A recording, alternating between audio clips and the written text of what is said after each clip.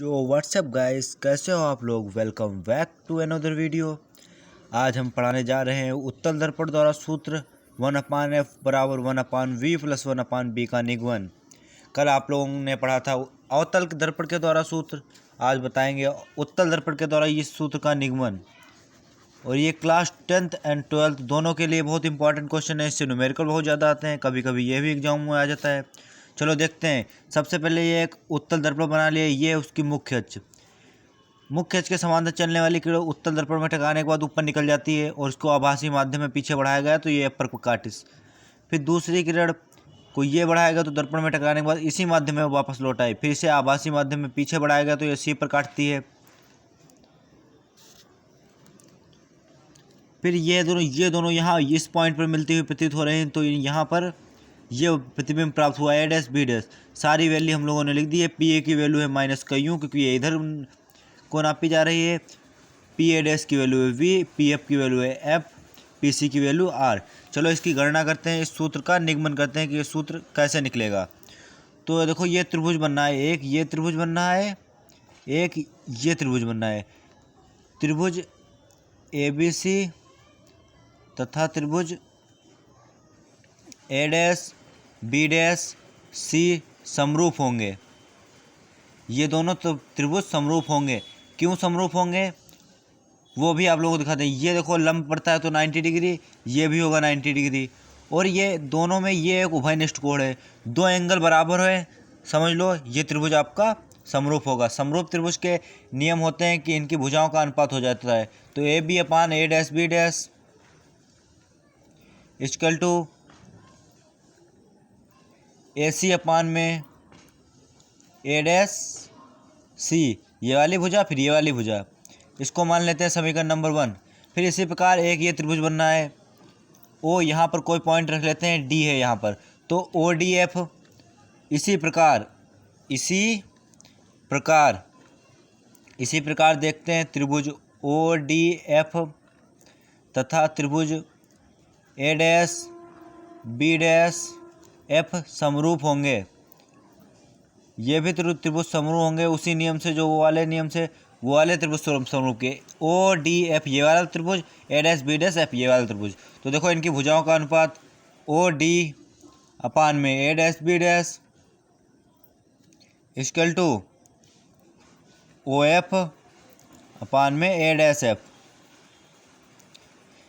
ठीक, इतना समझ में आया आप लोगों को। अब देखो ये रेखा एक दूसरे के समांतर हैं। जब ये समांतर किरणें हैं तो इनके बीच जितनी रेखा बढ़ेंगी सारी रेखाओं की लंबाई बराबर होगी। तो ए बी बराबर ओ डी, चूँकि ए बी बराबर ओ डी, तो इस समीकरण में ओ डी की जगह ए बी रख सकते हैं। इस समीकरण में ओ डी की जगह ए बी रखते हैं तो ये देखो क्या प्राप्त होता है, ए बी अपान में ए डैश बी डैश बराबर ओ एफ अपान में ए डैश एफ। ये हम लोगों को प्राप्त हुआ। ये हो गया समीकरण नंबर 2। समीकरण 1 व 2 की एक साइड बराबर है, चलो दूसरी साइड भी बराबर कर लेते हैं। तो समीकरण 1 व 2 से एक साइड बराबर है तो दूसरी साइड भी बराबर हो जाएगी आपस में। तो कौन कौन सी बराबर होगी, ए सी अपान में A dash C equal to O F upon में ए डैश एफ, ये बराबर हो गई। अब चलो आगे देखते हैं। चलो बिंदु ओ पी के बहुत ही निकट है।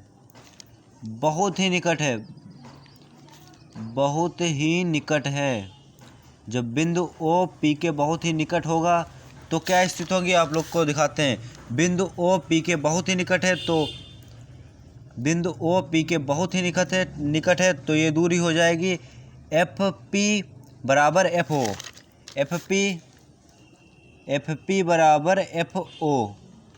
ये निकली स्थिति जब बिंदु ओ पी के बहुत ही निकट है। तो ये वाले समीकरण में ओ एफ की जगह एफ पी रख सकते हो, तो ए C upon A dash C, A C upon में A dash C, O F थी, ओ एफ की जगह एफ पी रख सकते हो तो एफ पी रख लो, क्योंकि दोनों आपस में बराबर हैं। यहाँ थी ए डैश एफ, तो ए डैश एफ। अब देखो इधर फिर से आप लोग वापस फिगर में आ जाओ। ए सी दिया है, ए और सी, ए सी की वैल्यू आप लोगों को पता नहीं है, तो P C minus A dash P कर सकते हो। पी सी, ये पूरी दूरी में से इतनी दूरी माइनस कर दो, ए सी दूरी निकल। ए सी आप लोगों को चाहिए, मतलब कि ए सी दूरी, ये पूरी दूरी चाहिए, ये पूरी दूरी आप लोगों को चाहिए। तो इस पूरी दूरी के लिए, ये पूरी दूरी की वैल्यू तो आपको पता नहीं है, तो A P plus P C कर सकते हो। A P plus P C कर दो तो ए सी निकल आएगी। तो ए सी की जगह लिख दो A P plus P C, A P plus P C को जोड़ दो तो ए सी निकल आएगी। तो ए डैश सी देखो अब आगे, ए डैश सी कहाँ पर है, A dash C, A dash C की हम लोगों को वैल्यू पता नहीं है, तो ए डैश सी निकालने के लिए P C minus A dash P, P C minus A dash P बराबर में एफ पी, एफ पी की वैल्यू हमको लोगों को पता है A dash F, F P की देखो वैल्यू पता थी और ए डैश एफ की नहीं पता है, ए डैश एफ की नहीं पता है, तो P F minus A dash P, P F minus A dash P, A dash P. ये देखो ये समीकरण निकल के आ गई है, उसमें देखो सबकी वैल्यू बताती ए पी पी सी, तो ए पी की वैल्यू है माइनस यू, पी सी की value R, minus u plus का आर अपान में पी सी की वैल्यू है प्लस का आर, माइनस का ए डैश पी की वैल्यू, ए डैश पी की वैल्यू है वी, ए डैश पी की वैल्यू वी। अब आगे देखो, अब आगे देखते हैं क्या आ रहा है समीकरण। एफ पी की वैल्यू देखो, एफ पी की वैल्यू यहाँ देखो, एफ पी की वैल्यू दी है एफ पी की वैल्यू दी है एफ, यहाँ भी एफ पी है, यहाँ भी एफ हो जाएगी, और माइनस ए डैश पी की वैल्यू रखी थी हम लोगों ने माइनस का वी। तो आप लोगों ने एक समीकरण पढ़ी थी आर बराबर 2f, क्योंकि इस प्रूव करने में यहाँ पर आर का कोई यूज नहीं है, तो आर बराबर 2f रखो, तो माइनस यू प्लस 2f अपान में आर की जगह 2f रख दो, माइनस का v equal to F upon F plus V. अब तिर्यक गुणा कर दो, ऐसे ऐसे तिर्यक की गुणा करते हैं, तो u की गुणा इसके साथ करो तो माइनस का यू एफ माइनस का you V plus 2f square plus 2f V बराबर में 2f स्क्वायर माइनस का एफ वी। ये आ गए आप लोगों के समीकरण निकल के। तो 2f स्क्वायर कैंसिल, इसको उधर ले जाते हैं, एफ बी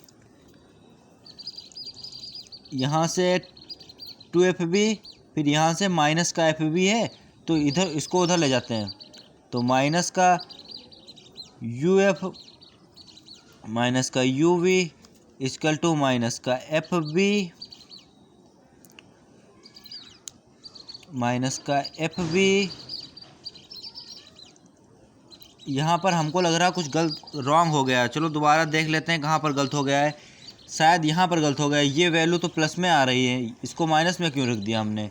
तो यह माइनस की, ये माइनस की यहाँ होगी, माइनस की होगी तो गुणा कराओगे तो माइनस का 2f भी और माइनस माइनस प्लस का u भी, ये आ जाएगी। थोड़ा मिस्टेक हो गया था, आप लोग देख लेना। तो ये वैल्यू आपकी प्लस में आ जाएगी, ये वाली बराबर के उधर करोगे तो ये वैल्यू आपकी माइनस में ही रहेगी, सॉरी ये वैल्यू आपकी माइनस में रहेगी। इसको बराबर के उधर करोगे तो ये प्लस की 2f v आ जाएगी, तो माइनस का uf माइनस का uv equal to fv।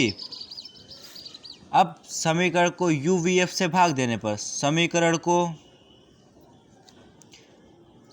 uvf से भाग देने पर, uvf से भाग देने पर, चलो भाग देते हैं। तो माइनस uf है, इसको uvf से भाग दो, माइनस का uv है, इसको भी uvf से भाग दो, बराबर में fv है, इसको भी uvf से भाग दो। तो fv uf vf कट गया, इसमें uv कैंसिल हो गए, uf f और u कट गया। देखो क्या बचा, 1 minus v minus 1 upon F बराबर में 1 अपान यू। ये समीकरण निकल गए। तो इसमें चाहिए थी हमको लोगों ने 1 अपान एफ की वैल्यू, तो 1/f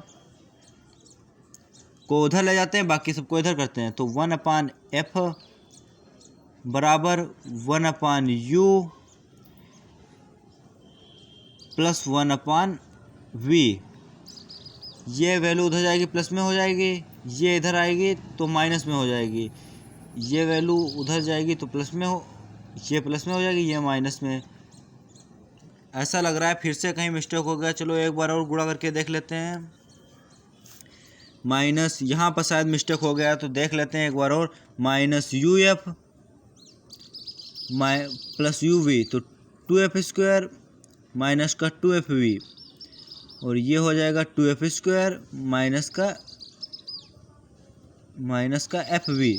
तो यहाँ पर UF, ये वाली वैल्यू देखो, ये वाली यहाँ पर ऊपर प्लस में रख दी, यहाँ पर माइनस में रख दी, तो ये भी प्लस हो गई, ये प्लस हो गई, ये प्लस हो गई, फिर उसके बाद ये निकल गया, ये प्लस हो गई, तो इसको उधर ले गए तो ये प्लस हो गई। ये आप लोगों का प्रूफ हो गया। कुछ मिस्टेक हो गए, इसके लिए माफ़ी चाहते हैं। अगली बार और भी अच्छे से तैयारी करवाएंगे। तो लाइक कीजिए, इसमें कमेंट कीजिए और सब्सक्राइब भी कर देना वीडियो को अच्छा लगे तो। जल्दी से एक बार और देख लो, स्क्रीनशॉट ले लो सब लोग इसका। और ऐसे ही वीडियो देखने के लिए बने रहिए हमारे चैनल पर। मिलते हैं नए वीडियो के साथ। कल इस चैप्टर का आखिरी टॉपिक है, कल ये चैप्टर ख़त्म हो जाएगा। कल है रेखीय आवर्धन, कल वो पढ़ा के कंप्लीट कर देंगे। मिलते हैं नए वीडियो के साथ। धन्यवाद।